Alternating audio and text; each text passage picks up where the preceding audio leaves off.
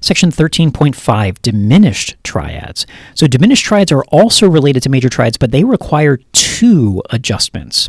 So you're going to begin, like you did with the other chords, you're going to begin by constructing the major triad on the same root, but for diminished triads, you're going to lower both the third and the fifth by a half step each. You'll keep the root the same. So let's do one example together. A B-flat diminished triad. Well, first you're going to construct a B-flat major triad. So B-flat major is B-flat, D, and F. Those are the first, third, and fifth notes of the B-flat major scale.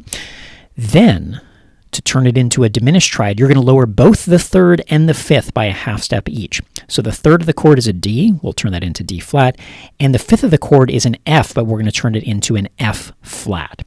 So this is what the chord ultimately looks like.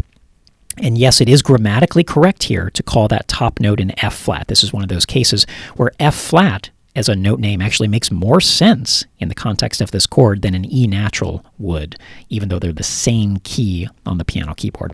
So let's do a few here to practice.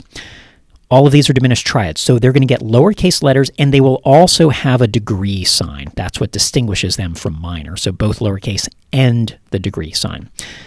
So starting off with a C diminished triad. This is just to get us warmed up because this one's pretty easy. Construct a C major triad first, C, E, and G, and then we need to lower both the third and the fifth by a half step each. So an E becomes an E flat, and a G becomes a G flat, and that's your final answer. Now a slightly more complicated example, D diminished is what we're after. So D major triad, you should know by now, is D, F sharp, and A. Now, given that starting point, we need to lower the third and the fifth by a half step each. So right now, the third is an F sharp. So if we want to lower it by a half step, we need to remove that sharp and turn it into a regular F.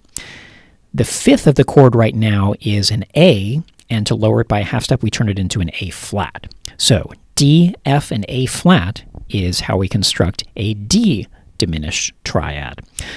Let's do maybe one from the bottom system here, a B diminished triad. So construct a B major triad first. B major has 5 sharps, right? F sharp, C sharp, G sharp, D sharp, and A sharp. So when we construct it, we're going to have B, D sharp, and F sharp.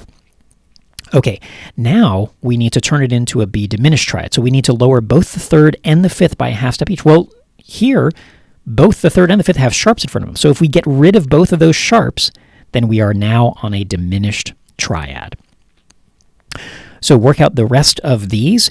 And just one note, remember, always start with the major triad. Just because something has a sharp on the fifth note or a flat on the third doesn't necessarily mean that those are going to match your intuition as to whether they're going to be diminished or augmented or what have you. Instead, always start from that point of the major triad and then work your way to the final solution from there.